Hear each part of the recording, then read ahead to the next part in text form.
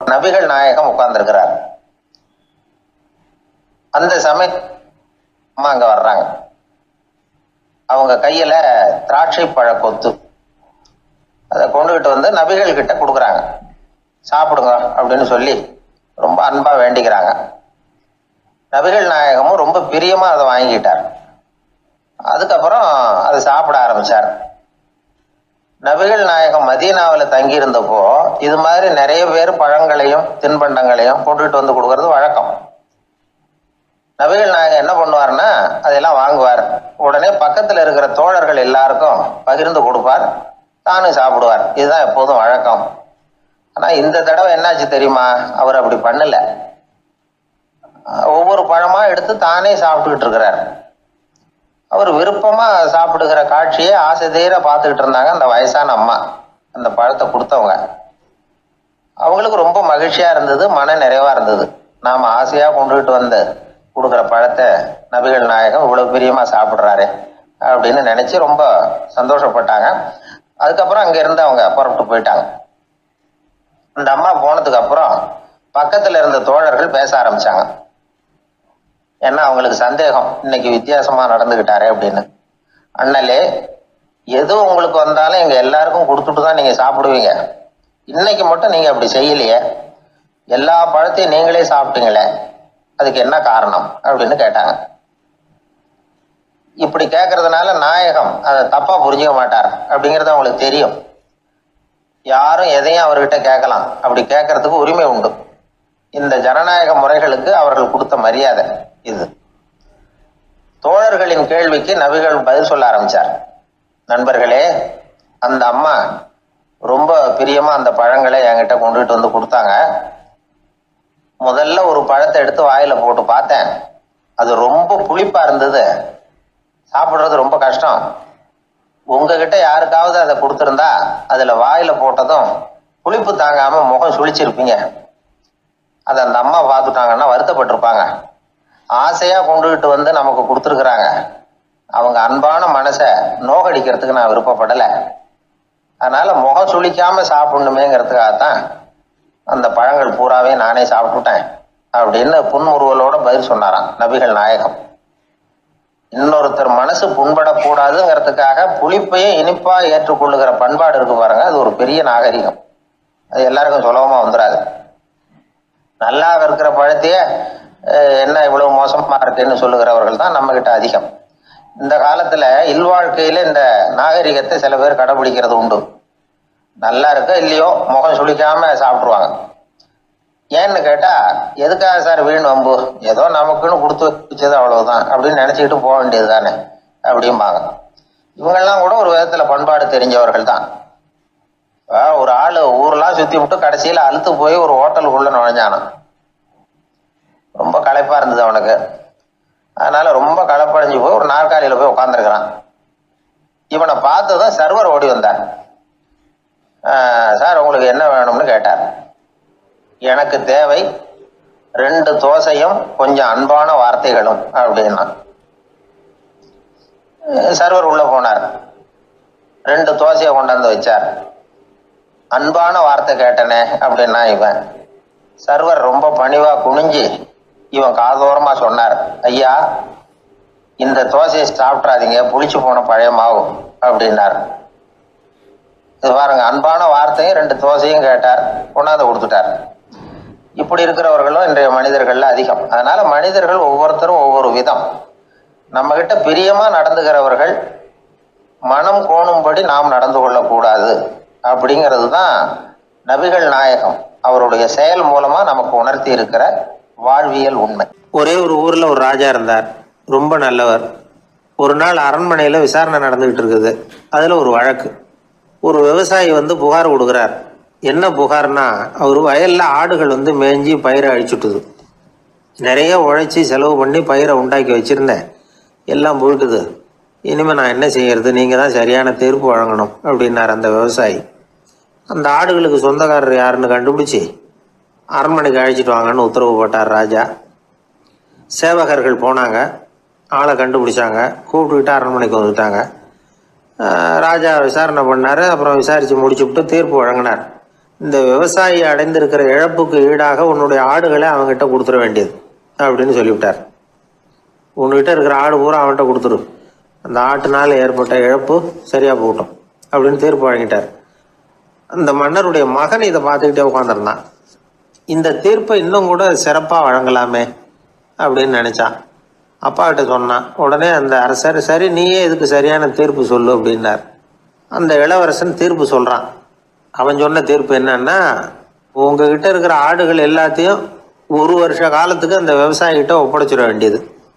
அந்த 1 வருஷத்துக்குள்ள அந்த ஆடுகள் போடுற குட்டிகள், பால், எரு எல்லாம் விவசாயி எடுத்துக்க வேண்டியது. 1 வருஷத்துக்கு அப்புறம் உங்களுடைய ஆடுகளை நீங்களே திருப்பி வாங்கிக்க வேண்டியது. இதுதான் இளவரசன் சொன்ன தீர்ப்பு. இது சரியான தீர்ப்பு தான். இனிமே என்னுடைய அரச பொறுப்புகளை இளவரசர் வசம் ஒப்படைக்கிறேன் அப்படின்னு சொல்லி ஒப்படைச்சுட்டாராம். அதாவது தாவூத் நபி, சுலைமான் நபி இவர்களுடைய சரித்திரத்தில் இந்த சம்பவம் காணப்படுறதாக ஒரு நண்பர் சொன்னார். ஒரு தண்டனையை பெறுகிறவன் அதுக்கு பிறகு சமூகத்தில் நல்ல விதமாக வாழறதுக்கு வாய்ப்பு இருக்கிறது மாதிரி அமையணும் தீர்ப்பு. அதுக்கு இது ஒரு உதாரணம்.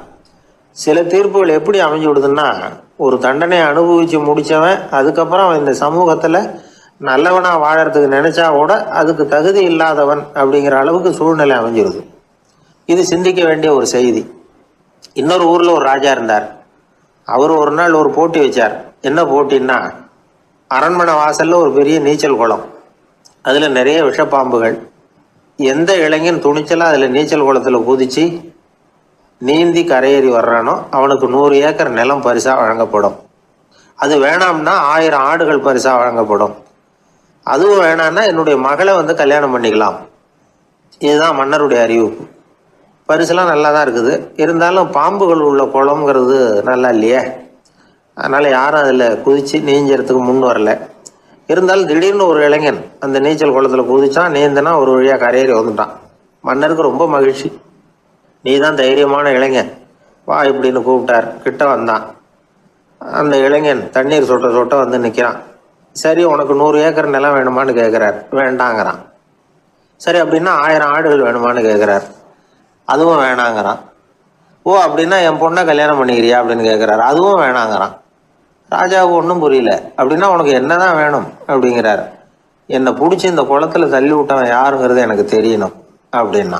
ஒரு புகழ்பெற்ற ஜப்பானிய சாமுராய் வீரன், வாள் வீசுறதுல ரொம்ப கெட்டிக்காரன். ஒரு கடுமையான போரில் கலந்து கொண்டுட்டு களைச்சி போய் திரும்பி வந்தான். படுக்கையில் விழுந்தான். பக்கத்தில் என்னமோ சத்தம் கேட்டுது. திரும்பி பார்த்தான். ஒரு எலி அவனை முறைச்சி பார்த்துக்கிட்டு இருந்தது. உடனே வாழை உருவனா வீசினான். அது தப்பிச்சிட்டு ஓடி போச்சு. எவ்வளோ முயற்சி பண்ணி பார்த்தா முடியல. கடைசியில் அந்த வாள் முறிஞ்சு போனது தான் மிச்சம். ஒரு பக்கம் அவனுக்கு இது அவமானமாக போயிட்டுது, இன்னொரு பக்கம் பயமாக போயிட்டுது. எவ்வளவோ போர்களில் எதிரிகளை பந்தாடினவன் அவன் ஒரு எலிகிட்ட தோற்று போய்டுறதா அவனால் சகிச்சிக்க முடியல. மனைவிகிட்ட சொன்னான் இப்படி நடந்துட்டுதுன்னு. அவள் சிரிச்சா. உங்களுக்கு புத்தியே இல்லை, எலியை போய் யாராவது வாளால் வெட்டுவாங்களா அப்படின்னு அந்த அம்மா சொன்னதும், நீ என்ன சொல்கிறேன்னா, ஒரு பூனையை கொண்டுட்டு வந்துட்டால் போதும், அதுக்கப்புறம் ஏன் எலி வரப்போகுது அப்படின்னு அந்த அம்மா. உடனே ஒரு பூனை வந்து சேர்ந்தது. அது சாதாரண பூனை இல்லை, வீர சாகசங்கள்லாம் செஞ்சு பழக்கப்பட்ட பூனை. பெரிய இடத்துல வளர்ந்தது. அதை கொண்டுட்டு வந்துட்டாங்க. அந்த பூனை குறி பார்த்து எலி மேலே பாஞ்சுது. ஆனால் அந்த எலியை சுலபமாக தப்பிச்சு போயிட்டுது. அடுத்தபடியாகவும் பாயறதுக்கு முயற்சி பண்ணிச்சு அந்த பூனை. ஆனால் அந்த எலியோ ரொம்ப தந்திரமாக திடீர்னு அந்த பூனையின் முகத்துக்கு நேராக பாஞ்சுது. அவ்வளவுதான். அந்த பூனை பயந்து போய் ஒரே தாவா தாவி ஜன்னல் வழியாக வெளியில் ஓடி போச்சு. அந்த வீரனுக்கு இது ஒரு பெரிய அதிர்ச்சியாக இருந்தது. அடுத்தபடியாக யோசனை பண்ணான். ராஜா வளர்த்துக்கிட்டு இருந்த அரண்மனை பூனையை ஒரு நாள் ஏரவலா கேட்டு வாங்கிட்டு வந்தான். ஊர் உலகம்லாம் பேர் வாங்கின பூனை இது. அந்த பூனையாலும் அந்த எலியை ஒன்றும் செய்ய முடியல. வீரனுக்கு ரொம்ப அதிர்ச்சி. அந்த அரண்மனை பூனைகிட்டையே போய் புலம்புனான். அரண்மனை பூனையே, நீயே தோற்று போயிட்டியே, இனிமேல் நான் என்ன செய்ய முடியும்னா. அந்த பூனை சிந்திச்சுது. அப்புறம் சொல்லிச்சு, இந்த காரியத்துக்கு இந்த மேல்மட்ட விவகாரம்லாம் சரிப்பட்டு வராது.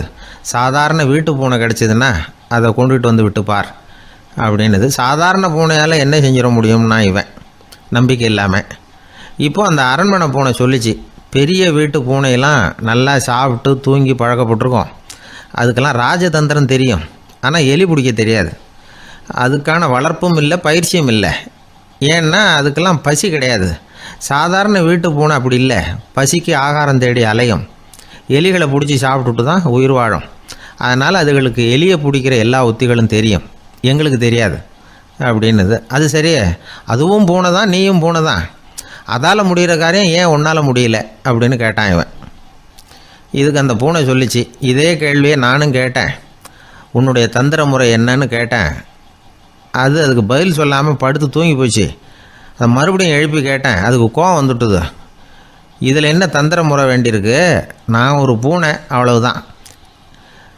பூனைன்னா பூனை, பூனை எலியை பிடிக்கும், நான் எலியை பிடிக்கிறேன் அவ்வளவுதான்னுது அப்படின்னு சொல்லி விவரமாக சொல்லிச்சு அந்த அரண்மனை பூனை. உடனே ஒரு சாதாரண பூனையை கொண்டுட்டு வந்துட்டாங்க. கொண்டாந்து விட்டால் அது பார்க்குறதுக்கு ரொம்ப சாதாரணமாக தெரிஞ்சுது. இந்த வீரனுக்கு நம்பிக்கை வரல, இருந்தாலும் அதை கொண்டுட்டு வந்து வீட்டுக்குள்ளே விட்டான். ஒரே நிமிஷம் அந்த எலியை கவிட்டு வெளியில் ஓடிப்போச்சு. மேலிடத்து பூனைகள்லாம் இதை வேடிக்கை பார்த்துக்கிட்டு வெளியில் நின்றுக்கிட்டு இருக்குது. எல்லாரும் மெதுவாக அந்த பூனையை நெருங்கி, உங்ககிட்ட அப்படி என்ன தனிப்பட்ட திறமை, அதோட ரகசியம் என்னன்னு கேட்டாங்க. அந்த சாதாரண பூனை ரொம்ப சாதாரணமாக சொல்லிச்சான், அதெல்லாம் எனக்கு தெரியாது, நான் பூனை அவ்வளவுதான், நீங்களும் பூனையாக இருங்கோ அப்படின்னு சொல்லிவிட்டு அந்த பூனை தன்னுடைய வாயில் கவிய எலியோடு அங்கேருந்து நடந்து போச்சு. இந்த கதையிலேருந்து நாம் புரிஞ்சிக்க வேண்டிய தத்துவம் என்னென்னா, நீயாக இரு, இதுதான் அந்த தத்துவம். நம்ம ஒவ்வொருத்தருக்கு உள்ளேயும் ஒரு தனித்தன்மை இருக்குது. இதை அவங்கவுங்க புரிஞ்சுக்கிட்டு உண்மை இயல்பு புரிஞ்சுக்கணும்.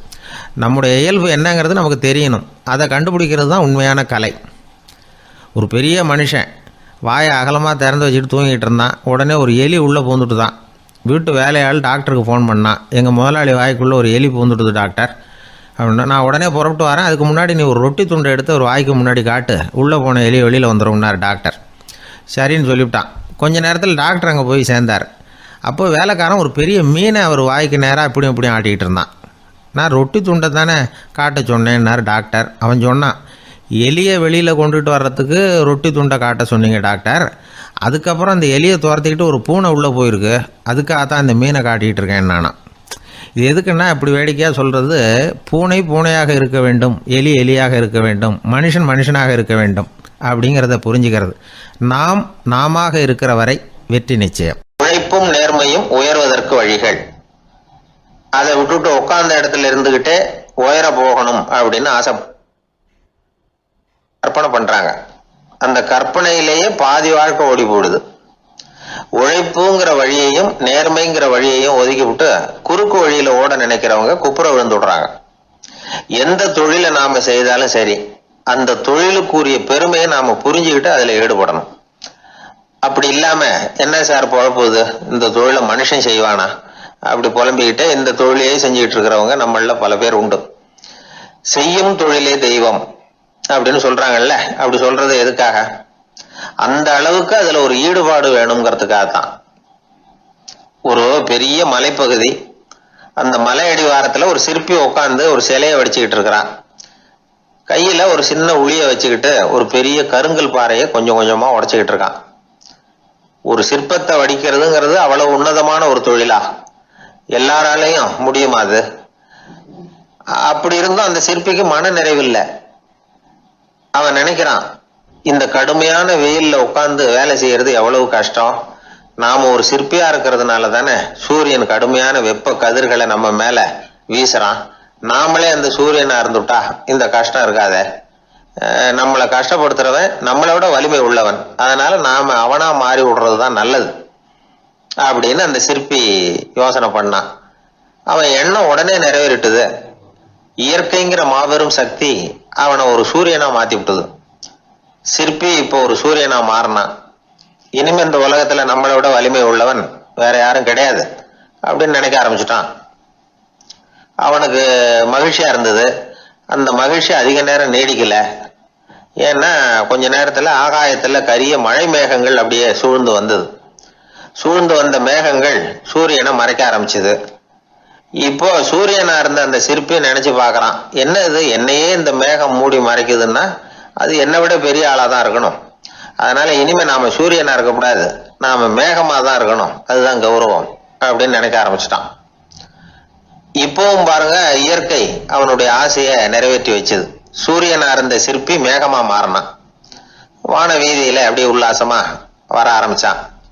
அந்த உல்லாசமும் அதிக நேரம் நீடிக்கல. எதிரில பார்த்தா பிரம்மாண்டமான மலைகள் வழியை அடைச்சிட்டு நிக்குது.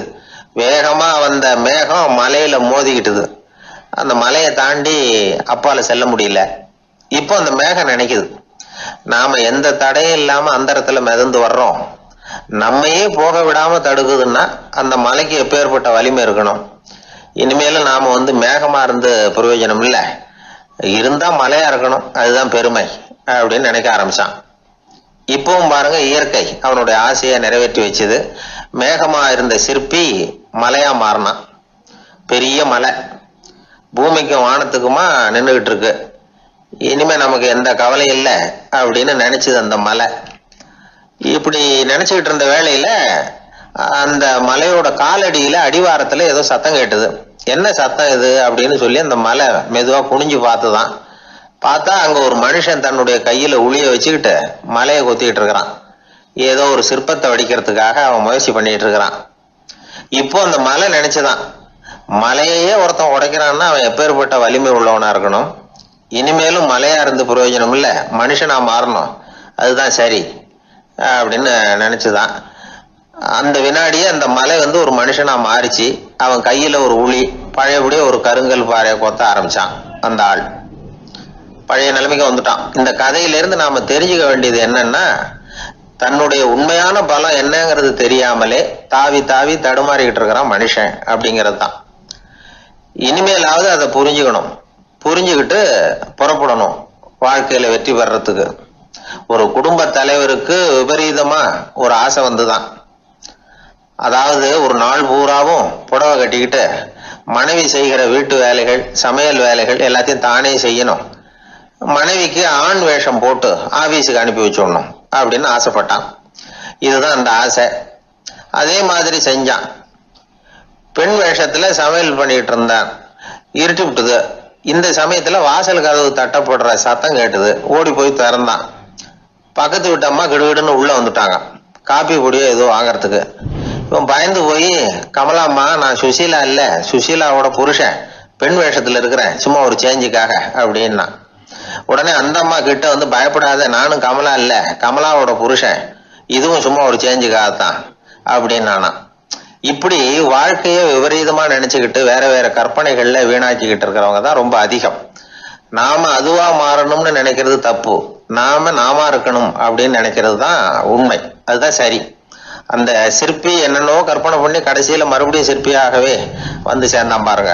அதனால நம்முடைய உண்மையான பலம் என்ன அப்படிங்கறத தெரிஞ்சுக்கிட்டு நடந்துகிட்டோம்னா வாழ்க்கையில எப்பொழுதும் வெற்றி நிச்சயம். அன்பா இருக்கணும்னு அநேக பெரியவங்க சொல்லியிருக்கிறாங்க. நாமளும் அதை கேட்டுட்டு அன்பு காட்டுறதுக்கு தயாரா தான் இருக்கிறோம். அதை வாங்கறதுக்கு தான் ஆளை காணும். இருந்தாலும் அன்புல எத்தனையோ வகை உண்டு. அதை சரியா புரிஞ்சுக்கிட்டு அதுக்கப்புறம் அன்பு காட்ட ஆரம்பிக்கணும். வகையை புரிஞ்சுக்காம அன்பு காட்டினா வம்புல மாட்டிக்க வேண்டியதுதான். அன்புன்னா சாதாரணமா நினைச்சு விடாதீங்க.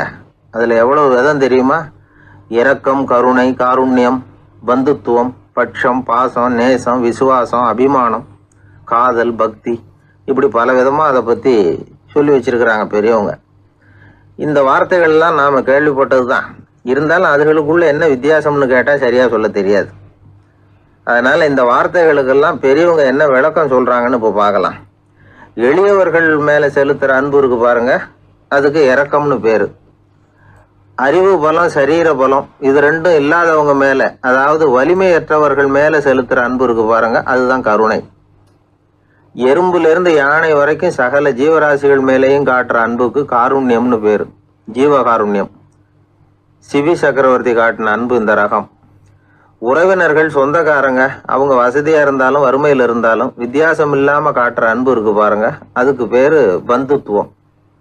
ஒரு எஜமானன் வேலையாள்கிட்ட காட்டுற அன்பு இருக்கு பாருங்க, அதுக்கு பேரு தான் பட்சம். அவனும் தன்னை மாதிரி மனுஷன்தாங்கிற நினைப்பு வேணும். ஒரு தாய் தன்னுடைய குழந்தை மேல, ஒரு குழந்தை தன்னுடைய தாய் மேல செலுத்துற அன்புக்கு பாசம்னு பேரு. ஈருடல் ஓர் உயிர்னு நினைக்கிறது இது. ராமரும் கௌசலையும் இதுக்கு உதாரணம். தம்மை ஒத்த நண்பர்கள் கிட்ட செலுத்துற அன்புக்கு நேசம்னு பேரு. வயசு, செல்வம், அந்தஸ்து, இந்த வித்தியாசமெல்லாம் பார்க்காம அவங்க சுக துக்கத்துல சமபங்கு எடுத்துக்கிறது இது. கிருஷ்ணன் குசேலர்கிட்ட காட்டினது இந்த ரகம். வேலை செய்யறவன் முதலாளி கிட்ட காட்டுற அன்புக்கு விசுவாசம்னு பேரு. தேசத்து மேலையும் தாய்மொழி பேர்லையும் செலுத்துற அன்புக்கு அபிமானம்னு பேரு. தேசாபிமானம்னு சொல்கிறோமே இதுதான். ஒரு கணவன் மனைவி பேரில் காட்டுற அன்புக்கு காதல்னு பேர், கடவுள் பேரில் செலுத்துகிற அன்புக்கு பக்தின்னு பேர். இப்படி அன்புல பல ரகம் இருக்கிறப்போ அதில் உள்ள வித்தியாசம் தெரியாமல் இடம் மாற்றி அன்பு காட்டினா இடைஞ்சல் தான். சரி, இந்த அன்பை பற்றி விஞ்ஞானம் என்ன சொல்லுது தெரியுமா? இதயத்தை பாதுகாக்கிறதுக்கு முக்கியமாக தேவைப்படுற ஒன்று இந்த அன்பு தான்னு சொல்லுது. நெதர்லாந்து விஞ்ஞானிகள் இதை ஆராய்ச்சி பண்ணியே கண்டுபிடிச்சிருக்கிறாங்க. கொஞ்சம் முயல் குட்டிகளை 2 பிரிவாக பிரித்தாங்க. 2 குரூப்புக்கும் கொழுப்பு அதிகமாக உள்ள ஆகாரத்தையே கொடுத்துக்கிட்டு வந்தாங்க. ஆனால் ஒரு குரூப்புக்கு வெறுமன ஆகாரத்தை கொடுத்ததோட சரி, இன்னொரு குரூப்பு முயல்களுக்கு ஆகாரம் கொடுத்ததோடு நிறுத்திக்கல. அதுக்கு முன்னாடி கூண்டுகளை திறந்து விட்டு முயல்களை கொஞ்ச நேரம் எடுத்து கொஞ்சி விட்டு அதுக்கப்புறமா ஆகாரம் கொடுத்தாராம் ஆராய்ச்சியாளர். இந்த குரூப்புக்கு இதய பாதிப்பு 60% குறைச்சலாக இருந்துதான். சில நோயாளிகளுக்கு ஹார்ட் அட்டாக் வந்தாலும் அதை தாங்கிக்கிட்டு குணமாகிற சக்தி அதிகமாக இருக்குது. இது எப்படின்னு ஆராய்ச்சி பண்ணி பார்த்துருக்குறாங்க. அவங்கெல்லாம் மனைவி தன் பேரில் ரொம்ப அன்பாக இருக்கிறதாக நினைக்கிறவங்களாம் இருக்கிறாங்களாம். இதய நோயாளிகள் பல பேரை சந்தித்து இதய நோய் ஏற்பட என்ன காரணம்னு கேட்டிருக்கிறாங்க. அவங்க சொன்ன காரணம்லாம் சாப்பாடு சம்மந்தமாக இல்லையா, மனைவி அன்பா இல்லை, இப்படிப்பட்ட காரணத்தை தான் சொல்கிறாங்களாம். அதனால் இதயத்தை பாதுகாக்கணும்னு நினைக்கிறவங்க அடுத்தவங்க அன்பாக இருக்கிறது மாதிரி பார்த்துக்குங்க, அதுதான் முக்கியம். ஒருத்தர் முகம் பூரா பிளாஸ்டரி போட்டுக்கிட்டு வந்தார். ரொம்ப கோபமாக, என்னங்க ஆச்சுன்னு விசாரித்தேன். எல்லாம் உங்களால் தான் சார்னார். விவரமாக சொல்லுங்களேன். என்ன, உங்கள் தகவலை கேட்டுட்டு ஒரு பூனைக்குட்டியை கையில் எடுத்தேன், அன்பாக அதை தடவி கொடுக்கறதுக்காக. ஆனால் அது முந்திக்கிட்டது, அது என் முகத்தை தடவி கொடுத்துட்டுது, முகம் பூரா நகை கீறல், அதுதான் இப்படி அப்படின்னார். அன்புல அறிவு சேராததுனால வந்த கோளாறு இது. ஒரு கோவிலில் ஆன்மீக சொற்பொழிவு நடந்துகிட்டு இருக்குது. ஒரு பெரியவர் பேசிக்கிட்டு இருக்கார். கடவுளை பற்றியும் சொர்க்கத்தை பற்றியும் மனுஷனை பற்றியும் அவர் விவரமாக பேசுகிறார். எல்லாரும் உட்காந்து கேட்குறாங்க. அந்த கூட்டத்தில் ஒரு தத்துவ ஞானியும் உட்காந்துருக்கிறார். அவருடைய நண்பர். பேசி முடித்ததும் அந்த பெரியவர் மேடையை விட்டு இறங்கினார். நேராக அந்த தத்துவ ஞானிகிட்ட வந்தார். எப்படி இருந்தது என்னுடைய பேச்சு அப்படின்னு கேட்டார். நீங்கள் பேசினது ஒன்றுக்கு ஒன்று முரண்பாடாக தெரிஞ்சுது அப்படின்னாராம் இவர். நான் என்ன அப்படி தப்பாக பேசிவிட்டேன் அப்படின்னாராம் அவர்.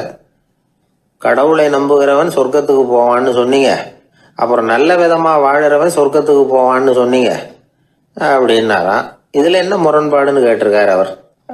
இதில் தான் முரண்பாடு தெரியுது எனக்கு. அதாவது இங்கே ஒருத்தன் எல்லா தப்பும் பண்ணிக்கிட்டு இருக்கிறான், அவன் கடவுளை நம்பினான்னா அவன் சொர்க்கத்துக்கு போவானா? இது என்னுடைய முதல் கேள்வி. இல்லைன்னா ஒருத்தன் எந்த தப்பும் பண்ணல, ரொம்ப ஒழுங்காக வாழ்ந்துக்கிட்டு இருக்கிறான், ஆனால் அவன் கடவுளை நம்பலை, அவன் என்ன நரகத்துக்கு தான் போவானா? கடவுள் நம்பிக்கை உள்ள ஒரு திருடன் என்ன ஆவான், எங்கே போவான்? கடவுள் நம்பிக்கையே இல்லாத ஒரு நல்லவன் என்ன ஆவான், எங்கே போவான்? ஒருத்தன் இங்கே கடவுள் நம்பிக்கையோட வாழறது முக்கியமா அல்லது நல்லவனா வாழறது முக்கியமா? இதுதான் இவர் கேட்ட கேள்வி. இதை கேட்டதும் அந்த பெரியவர் குழம்பி போட்டார். அவர் சொன்னது நியாயம் தானே. கடவுளை நம்புறவன் தான் சொர்க்கத்துக்கு போவான்னா பேசாமல் கடவுளை நம்பிக்கிட்டு இந்த உலகத்தில் எல்லா தப்பும் பண்ணிக்கிட்டு இருக்கலாமே. பேச்சாளர் குழப்பத்தோடு வீட்டுக்கு போனார். படுத்து தூங்கினார். ஒரு கனவு வந்தது. கனவுல அவர் ஒரு ரயிலில் வேகமாக போயிட்டு இருக்கிறார். எதிரில் உட்காந்துருக்கிறவரை பார்த்து நாம் இப்போ எங்கே போகிறோம்னு கேட்டார். சொர்க்கத்துக்கு போயிட்டு இருக்கிறோம் அப்படின்னாங்களாம். ரயில் போய் நின்றுது. இவர் இறங்கினார்.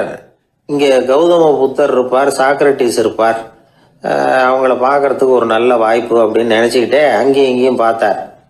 அங்கே யாருமே இல்லை. ஒரே பாலைவனம் மாதிரி இருக்குது. பச்சை இல்லை, பசுமை இல்லை, பூக்கள் இல்லை, மரம்லாம் மொட்டையாக நிற்கிது. எலும்பும் தோலுமா சில முனிவர்கள் அங்கேயும் எங்கேயுமா உட்காந்துருக்குறாங்க. இவர் அவங்ககிட்ட போய் இந்த புத்தர், சாக்ரட்டிஸ் இவங்கெல்லாம் எங்கே இருக்கிறாங்கன்னு கேட்டாராம். அப்படி யாரும் இங்கே இல்லையே, அவங்கெல்லாம் யாரு அப்படின்னு திருப்பி கேட்டிருக்கிறாங்க. இவருக்கு அதிர்ச்சியாக போச்சு. அப்படின்னா அவங்க எங்கே போயிருப்பாங்க? உடனே ரயில் நிலையத்துக்கு ஓடி வந்தார். அப்போ தான் நரகத்துக்கு ஒரு ரயில் புறப்பட்டுக்கிட்டு இருந்தது. அங்கேருந்து அதில் ஏறி உட்காந்தார். ரயில் வேகமாக போச்சு. நரகம் நெருங்க நெருங்க காற்று குளிர்ச்சியாக வீச ஆரம்பிச்சுதான். வெளியில் பசுமையாக இருந்துதான். அழகான மலர்கள், அழகான நீர்நிலைகள், நந்தவனங்கள், ரொம்ப அருமையாக இருக்குது. ரொம்ப அங்கே இருந்தவங்கெல்லாம் ரொம்ப மகிழ்ச்சியாக உல்லாசமாக வேறு இருந்திருக்கிறாங்க. எங்கே பார்த்தாலும் ஆடல் பாடல் உற்சாகம். இவர் ரயிலை விட்டு இறங்கினார். அவருக்கு சந்தேகம், இதுவா நரகம் அப்படின்னு விசாரிச்சிருக்கார். ஆமாம், இதுதான் நரகம்னாங்களாம்.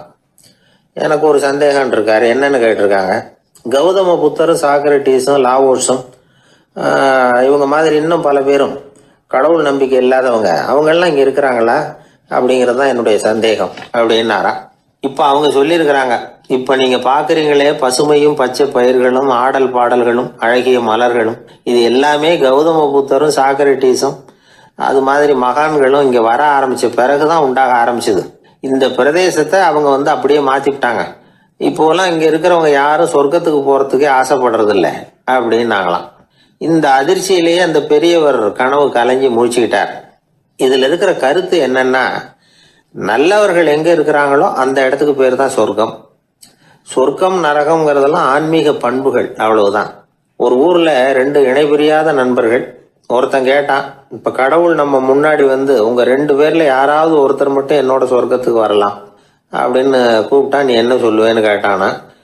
இவன் ரொம்ப பெருந்தன்மையாக உன்னையே அழைச்சிட்டு போக சொல்லிடுவேன் அப்படின்ட்டுருக்கான். அப்படின்னா உனக்கு சொர்க்கம் வேணாமான்னு கேட்டிருக்கான் அவன்.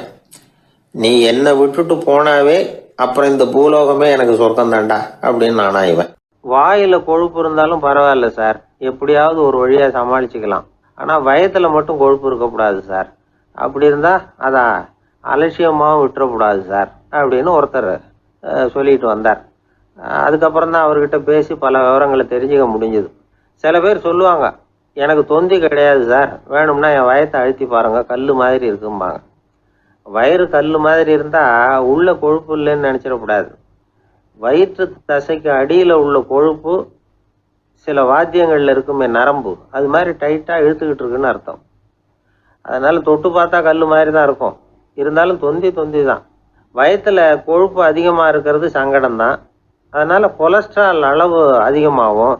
இதய நோய்கள், நீரிழிவு, ஹைப்பர் டென்ஷன், ஸ்ட்ரோக்கு இது மாதிரி ரிஸ்கெல்லாம் அதிகமாகும். ஒருத்தர் ஒல்லியாக இருக்கலாம், உடம்பு எடை வந்து அதிகப்படியாக இல்லாமல் இருக்கலாம்.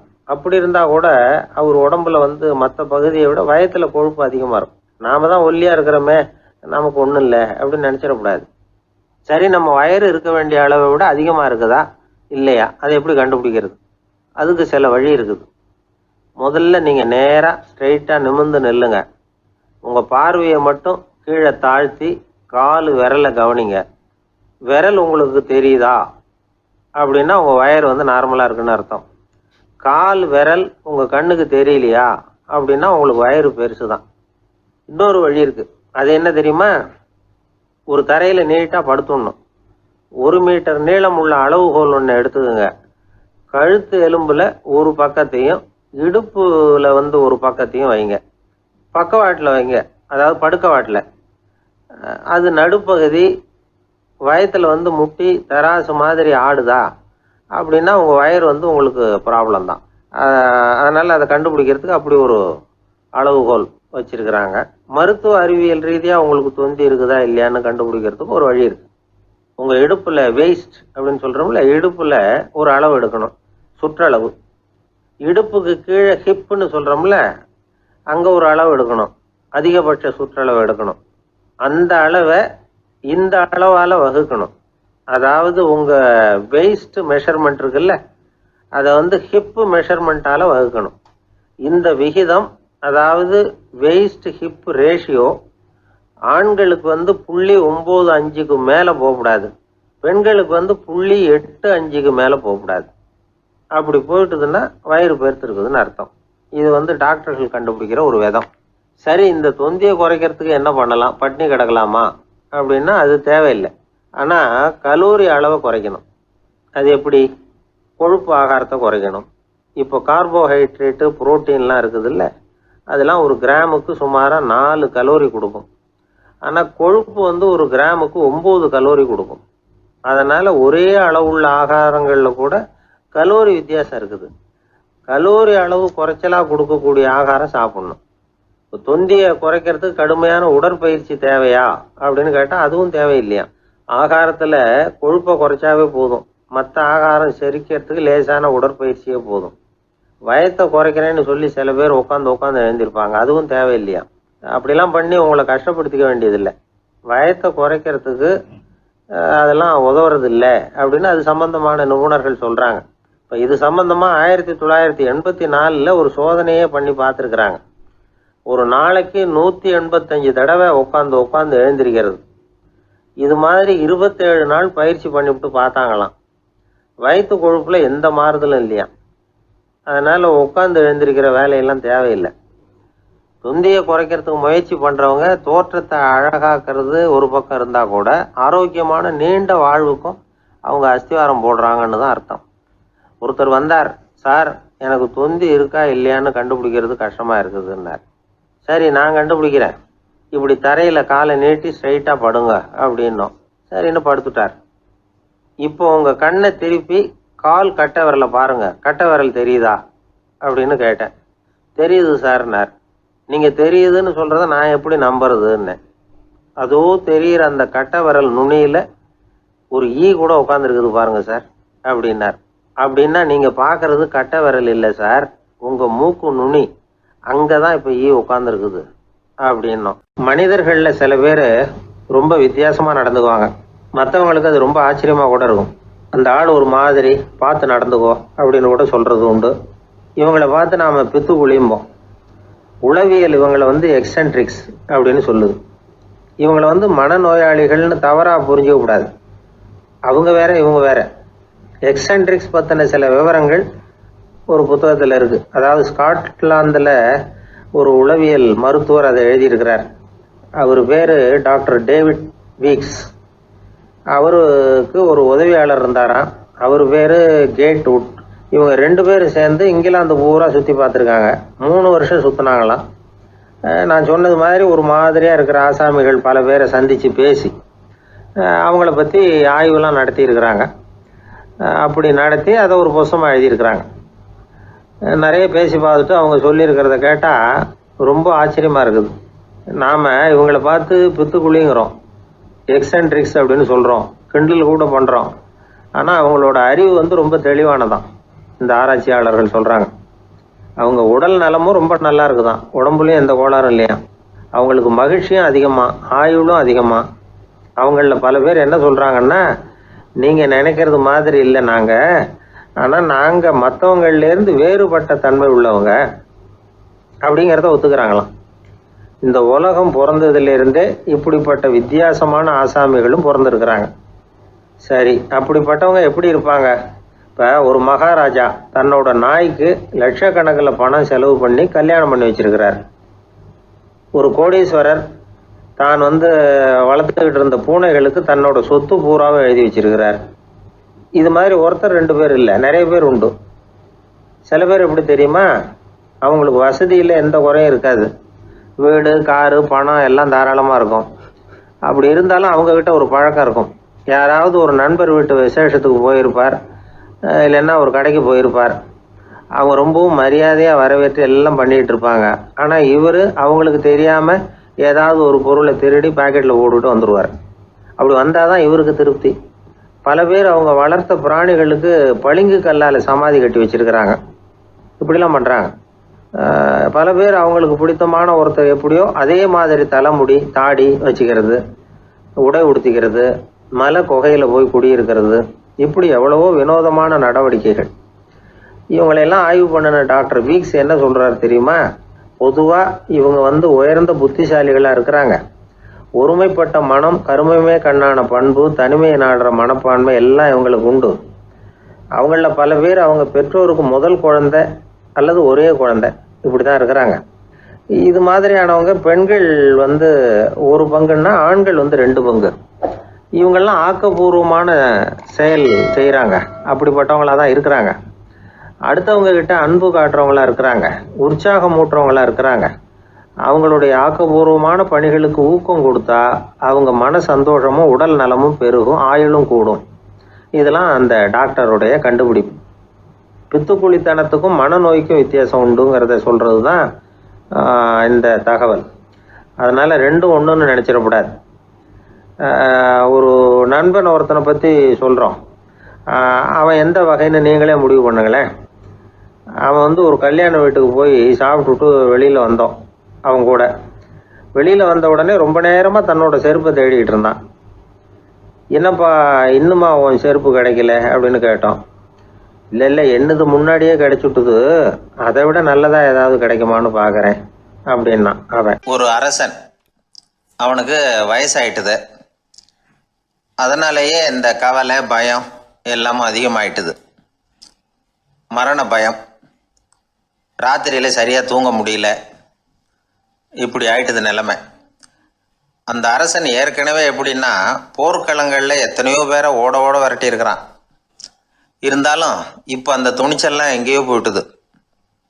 பேசாமல் படுத்துருக்கிறான். அப்படியே படுத்தாலும் தான் தூக்கம் வர மாட்டேங்குது. என்ன பண்ணலாம்னு யோசித்தான் இந்த மன்னன். உடனே எல்லா அமைச்சர்களையும் கூப்பிட்டான். எனக்கு நிம்மதி இல்லை, எதை நினச்சாலும் பயமாக இருக்குது, எனக்கு ஒரு ஆலோசனை சொல்லுங்க அப்படின்னா. என்ன ஆலோசனை வேணும் அப்படின்னு சொல்லி கேட்டாங்க. எனக்கு ஒரு நெருக்கடியான சந்தர்ப்பம் ஏற்பட்டு போச்சுன்னு வச்சுக்கோங்க. அந்த நேரத்தில் நீங்கள் யாருமே என் பக்கத்தில் இல்லை ஆலோசனை சொல்கிறதுக்கு அப்படின்னா, அந்த சமயத்தில் எனக்கு உபயோகப்படுற மாதிரி ஒரு வாசகம், பொன்மொழி ஏதாவது சொல்லுங்கள். அதை நான் என்னுடைய வைர மோதிரத்துக்கு அடியில் பதிச்சு வச்சுக்கிறேன் அப்படின்னார். தேவைப்படுறப்போ உதவும் அப்படிங்கிறதுனால. அவர் போட்டிருந்த மோதிரமும் அதுக்கு தகுந்த மாதிரியே திறந்து மூடுறது மாதிரி அமைஞ்சிருந்தது. ஏதாவது வாசகம் எழுதுனா உள்ற வச்சுக்கலாம், அதுக்கான வசதி அதில் இருந்தது. அமைச்சர்கள்லாம் யோசனை பண்ணாங்க, இது மாதிரி ராஜா கேட்குறாரு, என்ன வாசகம் அதாவது பொன்மொழி சொல்லலாம் அப்படின்னு எல்லாரும் யோசனை பண்ணாங்க. ஒருத்தருக்குமே சரியாக தோணலை, ஒரே குழப்பமாக இருந்தது. ஏன்னா நெருக்கடியான சமயத்தில் உபயோகப்படுறது மாதிரி ஒரு பொன்மொழி வேணும்னு சொல்லியிருக்கிறார். அப்படி இப்படி யோசித்து பார்த்தா ஒன்றுமே தோணலை. எல்லாரும் குழம்பிக்கிட்டு இருந்த நேரத்தில் ஒரு பெரியவர் அந்த பக்கமாக வந்தார். அவர் சொன்னார், நான் வேணும்னா அதுக்கு பொருத்தமாக ஒரு வாக்கியம் சொல்கிறேன், ஆனால் ஒரு நிபந்தனை. அதை யாரும் ரொம்ப ஆர்வம் காரணமாக அவசரப்பட்டு படிச்சிடக்கூடாது. அதை ரகசியமாக அந்த மோதிரத்துக்குள்ளே எழுதி வச்சுக்கணும்.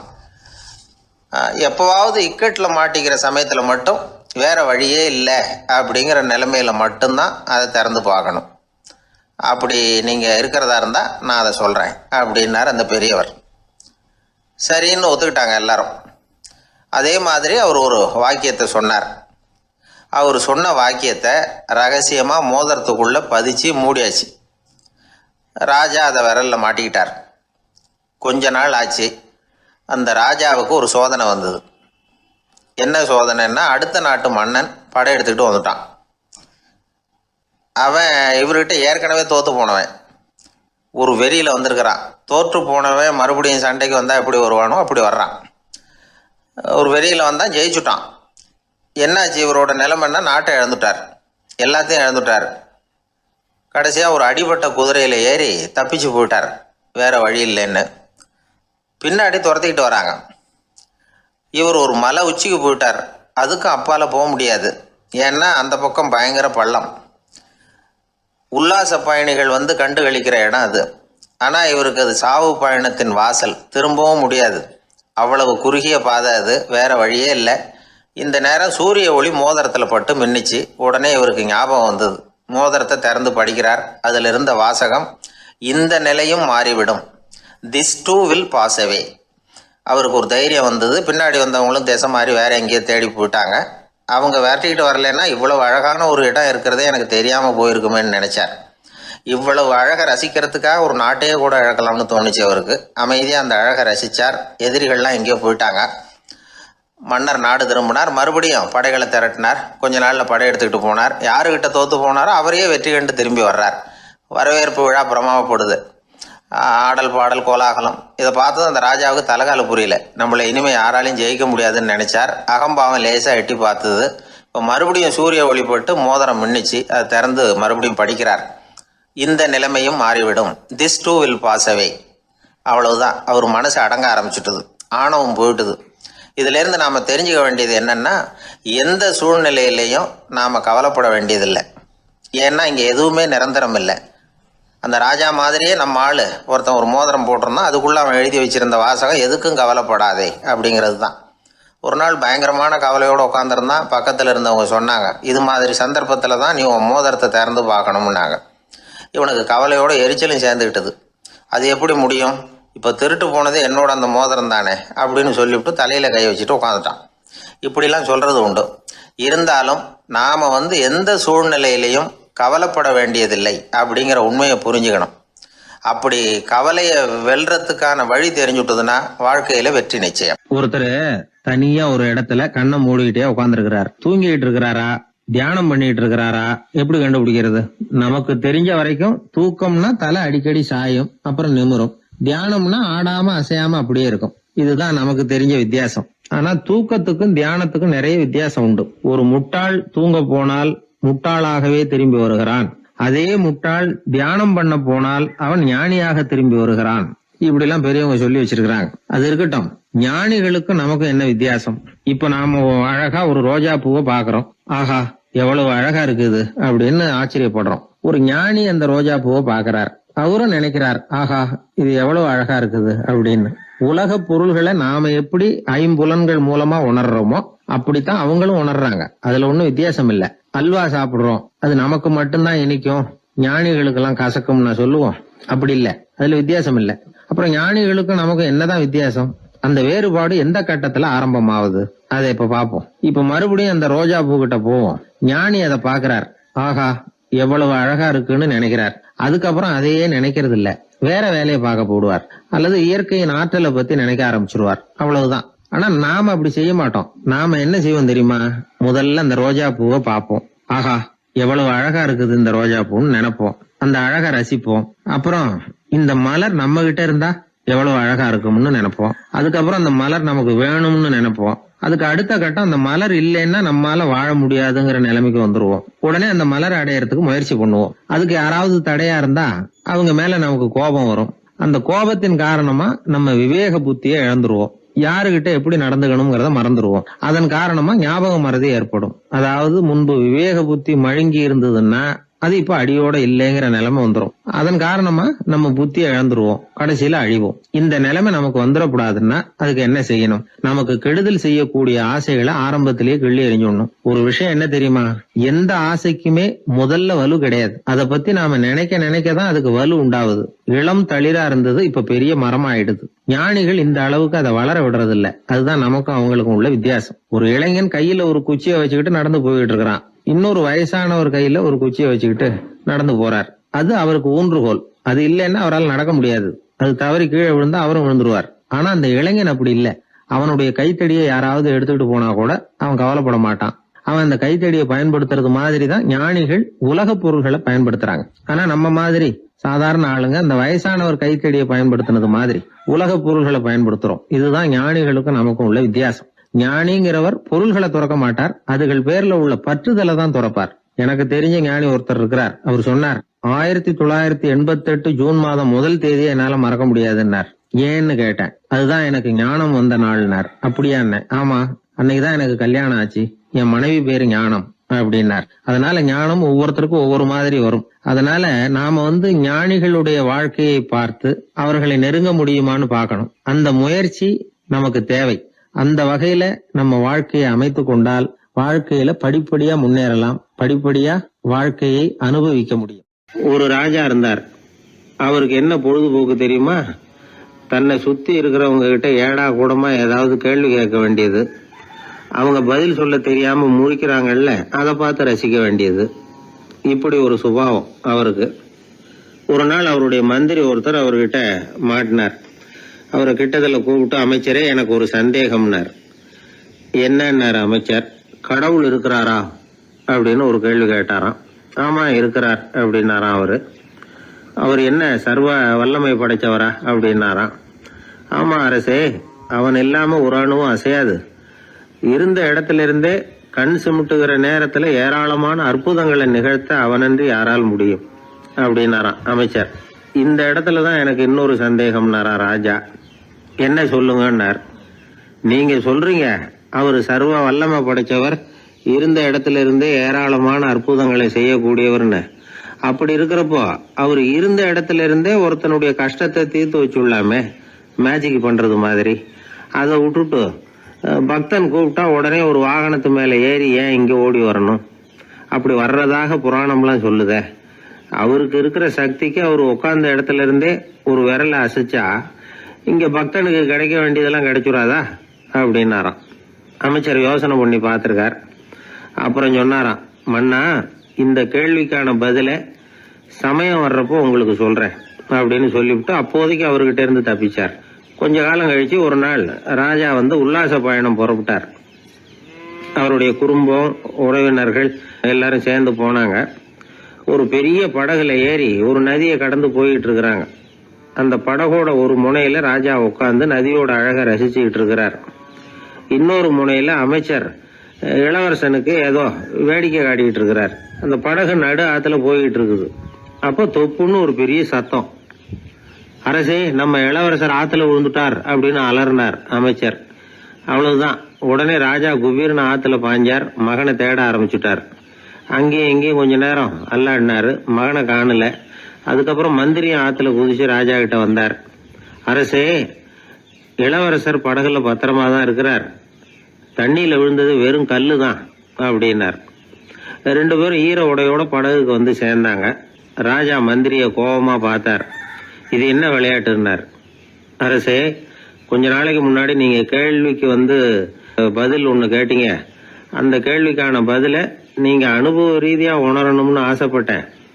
அதனாலதான் இப்படின்னார். அப்புறம் விளக்கம் கொடுத்தார். அரசே, ஒரு பக்தனுக்கு கஷ்டம்னா இருந்த இடத்துல இருந்து அதை தீர்த்து வைக்கலாமே கடவுள், ஏன் நேர்ல ஓடி வரணும் அப்படின்னு கேட்டீங்க. இப்ப நடந்தது என்ன?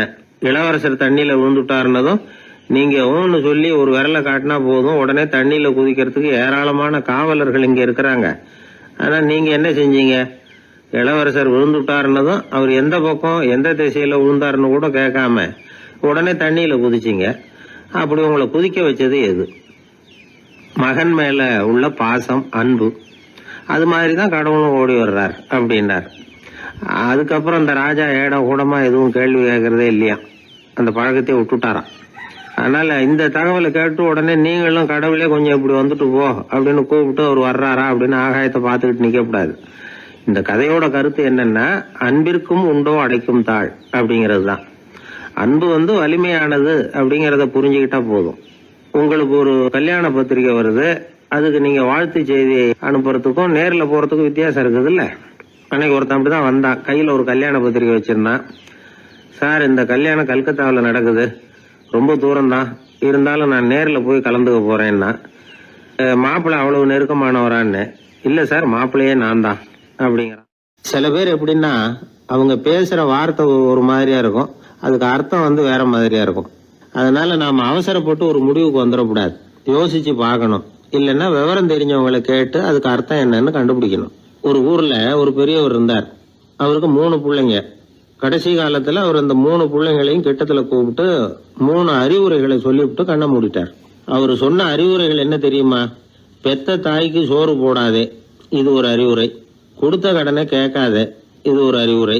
விதைச்ச நிலத்துக்கு வேலி போடாதே, இது ஒரு அறிவுரை. என்ன இது எல்லாம் ஒரு மாதிரியா இருக்குது, இதெல்லாம் பார்த்தா அறிவுரை மாதிரியா தெரியுது, என்னப்பா இப்படி சொல்றிய அப்படின்னு கேட்கலாம்னா அவர் அதுக்குள்ள கண்ணை மூடிட்டார். சரி, அப்பா சொல்லிவிட்டு போன அறிவுரைக்கு அர்த்தம் என்ன, அதை எப்படியாவது கண்டுபிடிப்போம் அப்படின்னு சொல்லி அந்த 3 பிள்ளைங்களும் ஆளுக்கு ஒரு அறிவுரையை எடுத்துக்கிட்டு வெளியில புறப்பட்டாங்களாம், விவரம் தெரிஞ்சவங்களை கேட்கலாம்னு. ஒரு பெரியவர் வந்தார். அவரை பார்த்து விளக்கம் கேட்டாங்க. ஐயா, கொஞ்சம் நெல்லுங்க, எங்க அப்பா சாகர சமயத்துல பெத்த தாய்க்கு சோறு போடாதேன்னு சொல்லிவிட்டு போனார், அப்படின்னா என்ன அர்த்தம் அப்படின்னு கேட்டாங்க. அந்த பெரியவர் கொஞ்சம் யோசனை பண்ணி பார்த்துட்டு அப்புறம் விளக்கம் சொன்னார். பெத்த தாய்க்கு சோறு போடாதேன்னா பொதுவா வயசானவங்களுக்கு அடிக்கடி கோபம் வரும். மருமகளோ மற்றவங்களோ சோறு போட்டா சீரா போட்டா ஐயோ குறைச்சி போடுறாளே, தாராளமா போடுறதுக்கு மனசு வரலையேம்பாங்க. தாராளமா போட்டா ஐயோ இப்படி மாட்டுக்கு கொட்டுறது மாதிரி கொட்டுறாளேம்பாங்க. ஆக எப்படி போட்டாலும் கோபம் வரும். அதனால இவங்களுக்கெல்லாம் நாம சோறு போடக்கூடாது, அவங்களா எடுத்து போட்டுக்கிற மாதிரி அவங்களுக்கு முன்னாடி வச்சுடணும். அதுதான் புத்திசாலித்தனம். அததான் உங்க அப்பா பெத்த தாய்க்கு சோறு போடாதேன்னு சொல்லியிருக்கிறார். போடாதேன்னா அவங்களா எடுத்துக்கிற அளவுக்கு அவங்க முன்னாடி சோத்தை வச்சிருங்க, அவங்க வேணுங்கிறத எடுத்துக்கிட்டோம்னு அர்த்தம் அப்படின்னு விளக்கம் கொடுத்தாரு அந்த பெரியவர். சரிங்க, அடுத்தபடியா எங்க அப்பா கொடுத்த கடனே கேட்காதேன்னு சொன்னாரு, அது எப்படிங்க நாங்க கேட்காம இருக்க முடியுமா அப்படின்னு கேட்டிருக்காங்க. பெரியவர் சொன்னார், கொடுத்த கடனை கேட்காதேன்னா கடனை கொடுத்துட்டு அதை கேட்டு வாங்குற அளவுக்கு நடந்துக்கிறவனுக்கு கடன் கொடுக்காதேன்னு அர்த்தம். கொடுத்த கடனை கேட்காமலே திருப்பி கொண்டாந்து கொடுக்கற நல்லவங்களா பார்த்து கடனை கொடுக்கணும். அததான் உங்க அப்பா அப்படி சொல்லி இருக்கிறார், கொடுத்த கடனை கேட்காதேன்னு அப்படின்னு விளக்கம் கொடுத்தார். உடனே இவங்க அந்த மூணாவது விஷயத்தையும் சொல்லி விளக்கம் கேட்டாங்க. விதைச்ச நிலத்துக்கு வேலி போடாதேன்னு சொன்னாரு, அது எப்படி வேலி போடாம இருக்க முடியும் அப்படின்னு கேட்டாங்க. ஏன் முடியாது? நம்ம நிலத்தை சுத்தி இருக்கிற நிலத்துக்கு சொந்தக்காரங்க எல்லாம் நல்லவங்களா இருந்துட்டா நம்ம நிலத்துக்கு வேலி போட வேண்டிய அவசியம் இல்லையே, வேற பாதுகாப்பு தேவையில்லையே. அதனால நல்லவங்க நிலத்துக்கு மத்தியில நம்ம நிலம் இருக்கிறது மாதிரி பாத்துக்கணும், அதுதான் அதுக்கு அர்த்தம் அப்படின்னாரு அந்த பெரியவர். அதுக்கு பிறகுதான் இந்த பிள்ளைங்களுக்கு அப்பா சொன்ன புத்திமதியோட பொருள் புரிஞ்சுதான். ஒரு பெரியவர் இந்த உலகத்தை விட்டு போகக்கூடிய நிலைமையில இருக்கிறார், கட்டில்ல படுத்திருக்கிறார். சொந்தக்காரங்க எல்லாம் கூப்பிட்டு ஆளுக்கு ஒரு புத்திமதி விதமா சொல்லிக்கிட்டே இருக்கிறார். அவங்க எல்லாம் கிட்டத்துல வந்து அவர் சொல்ற புத்திமதியை கேட்டுட்டு போறாங்க. கடைசியா அவரோட மனைவி கிட்டத்துல வந்தாங்களாம். எனக்கு என்ன புத்திமதி சொல்லிட்டு போறீங்க அப்படின்னு கேட்டிருக்காங்க.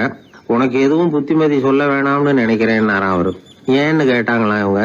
இதுவரைக்கும் நான் சொன்ன எந்த புத்திமதியை நீ ஒழுங்கா கேட்டிருக்கிற அப்படின்னு சொன்னாராம். ஒருத்தர் வேகமா வந்தார், அவசரமா ஒரு செய்தித்தாள் வாங்கினார். அதை விட வேகமா அங்கேயே நின்றுகிட்டு அதை புரட்டினார். ஒரு நிமிஷம் என்னத்தையும் ஆர்வமா பார்த்தார். அதுக்கப்புறம் நிதானமா பேப்பரை மடிச்சு வச்சுக்கிட்டு அவசரம் இல்லாம நடந்து போனார். அவர்கிட்ட மெதுவா போய், அப்படி என்னத்த சார் அவ்வளவு ஆர்வமா பாத்தீங்க அப்படின்னு கேட்டோம். கடையில பேப்பர் வாங்கின உடனே முதல் காரியமா அதை பாத்துருவேன் சார் அப்படின்னார். ஏதேன்னு கேட்டோம். அதுதான் சார் ராசி பலன், அதை பார்த்தாதான் எனக்கு எல்லாமே சரியா ஓடும் அப்படின்னார். அது சரி சார், ராசி பலன்ல என்ன போட்டிருக்கு அப்படிங்கறத பாக்குறீங்க, சரி அதுல போட்டிருக்கிறது பிரகாரம் அன்னைக்கு சரியா நடக்குதா அப்படின்னு கேட்டோம். நடக்குதா இல்லையான்னு எல்லாம் சரி பார்த்துட்டு இருக்க மாட்டேன் சார், காலையில அதை பாக்கணும், அதுல ஒரு ஆவல், அவ்வளவுதான். கிட்டத்தட்ட எல்லாருமே இதே மாதிரி ஒரு ஆர்வத்துலதான் அதை பாத்துட்டு இருக்கிறாங்க. ராசி பலன் பாக்குற பழக்கம் தமிழர்கள் கிட்ட ரொம்ப அதிகமா இருக்குதுங்கிறார் ஒரு பேராசிரியர். அவர் எழுதியிருந்த ஒரு ஆய்வு கட்டுரை ஒண்ணு சமீபத்துல படிச்சோம். ராசி பலன் போடாம வர்ற நாளிதழ்கள் இங்க வந்து ரொம்ப குறைச்சல், அது போட்டாதான் அதிகமா விற்பனை ஆகுது. அதனால அதுல நம்பிக்கை இல்லாதவங்க கூட அதை போட்டுக்கிட்டு இருக்கிறாங்க. ரொம்ப வேடிக்கை சார், மெட்ராஸ்ல பேப்பர் வாங்கி தன்னோட ராசி பலன் பார்த்துட்டு பெங்களூர்ல ஓடுற குதிரை மேல பணம் கட்டுறவங்களும் உண்டு. ராசி பலன் பார்த்துட்டு லாட்டரி சீட் வாங்குறவங்களும் உண்டு. இந்தியாவில் அச்சாகிற மொத்த லாட்டரி சீட்ல 70% தமிழ்நாட்டுல தான் விற்பனை ஆகுதான். இது முன்னாடி இங்க அனுமதி இருந்த காலத்துல உள்ள கணக்கு. இப்பதான் அதை கட்டுப்பாடு பண்ணியாச்சு. வான் மண்டலம் பூ மண்டலத்தை பாதிக்கிறது உண்மைதான், அதை வந்து அறிவியல் பூர்வமா சிந்திக்கணும். அதை விட்டுட்டு இன்று நண்பரால் பண வரவு அப்படின்னு ராசி பலன் பார்த்துக்கிட்டு இருக்கிறோம். நம்முடைய நண்பன் இன்னைக்கு பணம் கொண்டாந்து கொடுக்க போறான்ங்கிறது ஆகாயத்துல உள்ள நட்சத்திரத்துக்கு எப்படி தெரியும்? அதுவும் இல்லாம இங்க உள்ள நண்பர்கள் எந்த காலத்துல பணம் கொண்டாந்து கொடுத்துருக்காங்க. நண்பர்களை வந்து பக்கத்திலேயே இருந்து பாக்குற நம்மாலேயே புரிஞ்சுக்க முடியல, எங்கேயோ இருக்கிற நட்சத்திரத்துக்கு என்ன தெரியும்? ஒரு காலத்துல நாம வாழ்கிற இந்த பூமி ஒரே இடத்துல நிலையா நிக்குதுன்னு, சூரியனும் சந்திரனும் பூமியை சுத்திக்கிட்டு வருதுன்னு நம்பிக்கிட்டு இருந்தோம். அந்த காலத்துல உருவான ராசி பலன் கொள்கையை சூரியனை சுத்தி தான் பூமி வருதுன்னு தெரிஞ்சுக்கிட்ட இந்த காலத்திலயும் நம்பிக்கிட்டு இருக்கிறது ரொம்ப வினோதம் தான். இந்த ராசி பலன் பாக்குற பழக்கம் நம்முடைய ஊக்கத்தை இழக்க செய்யக்கூடிய ஒரு பழக்கம், அது வேண்டியது இல்லைங்கிறது தான் அறிவாளிகள் கருத்து. இப்போ ஒரு உதாரணத்துக்கு நாமே ஒரு சோதனை செஞ்சு பார்ப்போமே.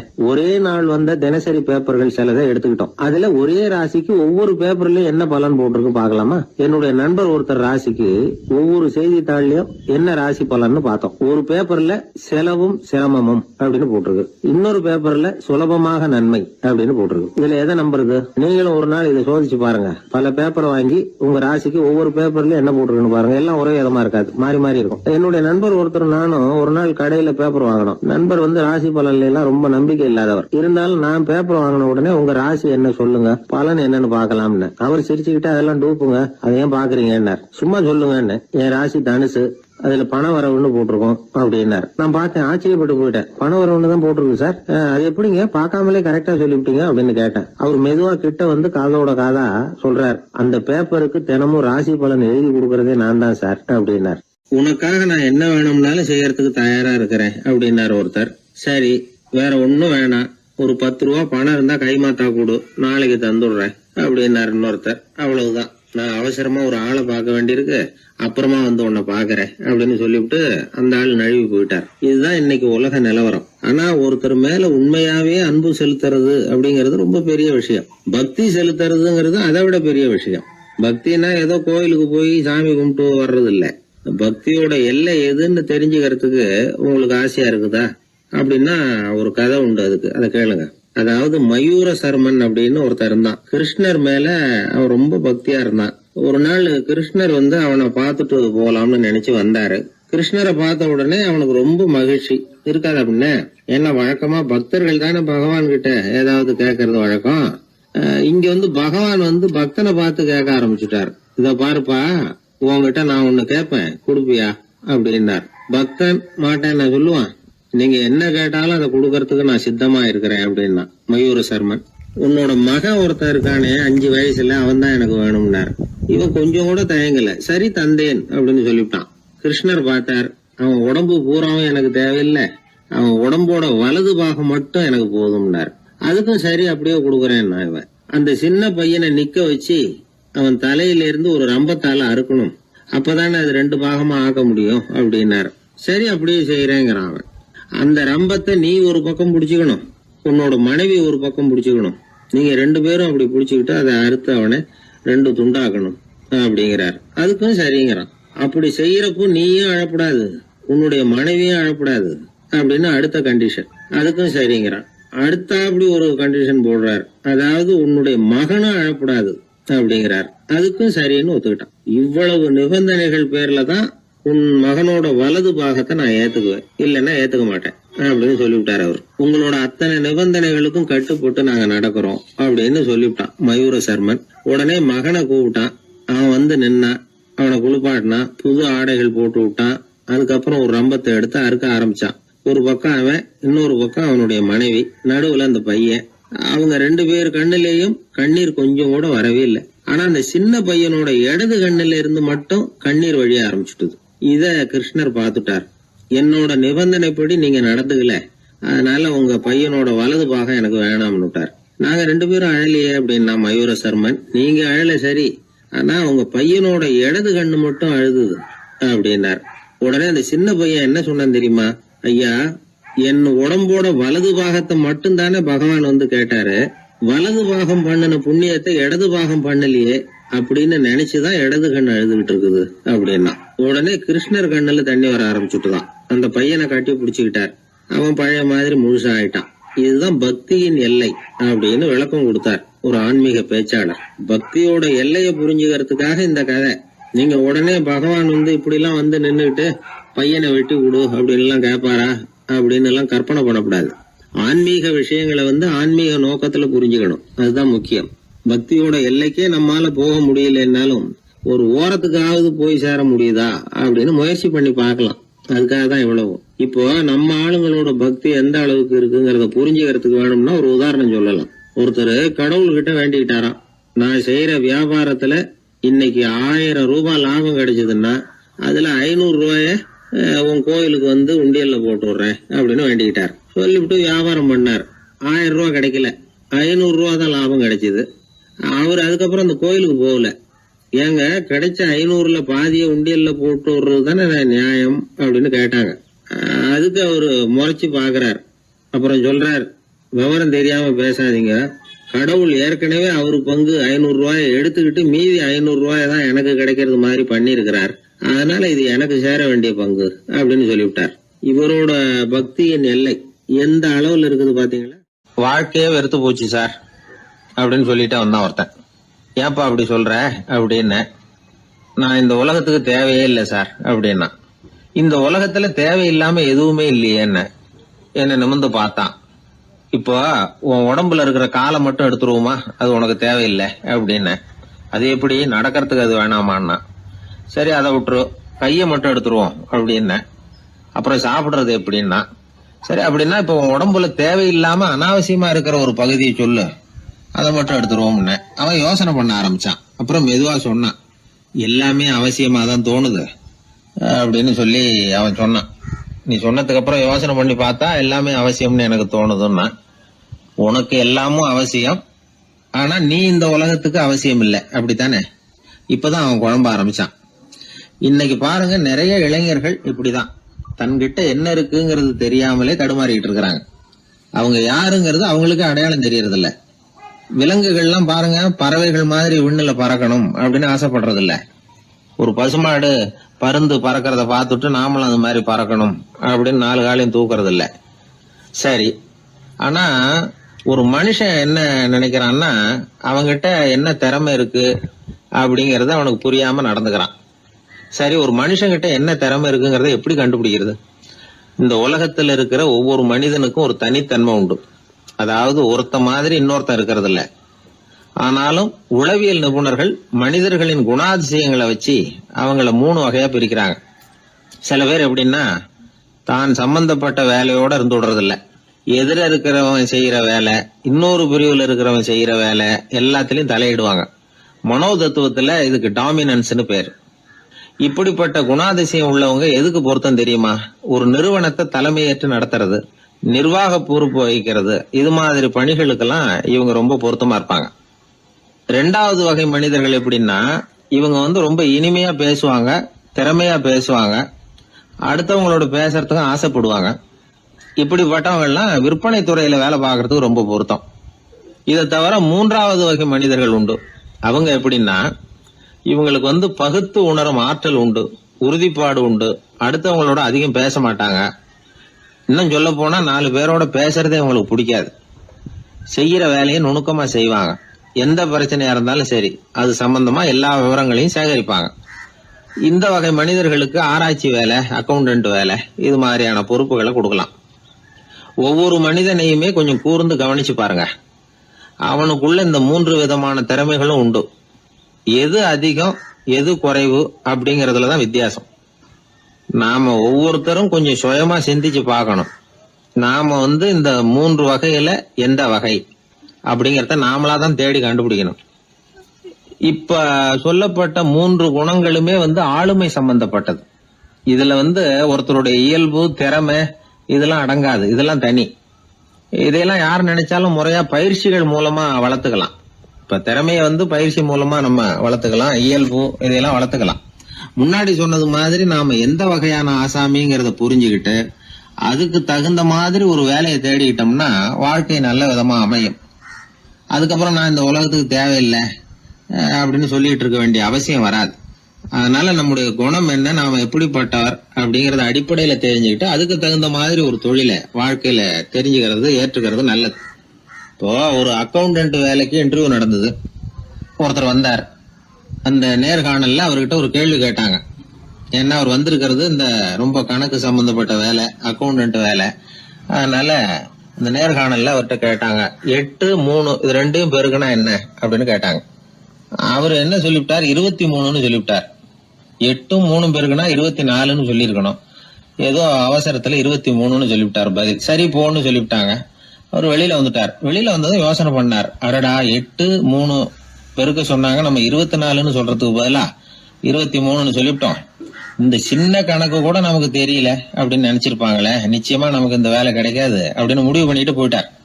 ஆனா பாருங்க, 10வது நாள் அவருக்கு அப்பாயின்மெண்ட் ஆர்டர் வந்துட்டுது. வேலையில உடனே சேர்ந்துங்க அப்படின்னு.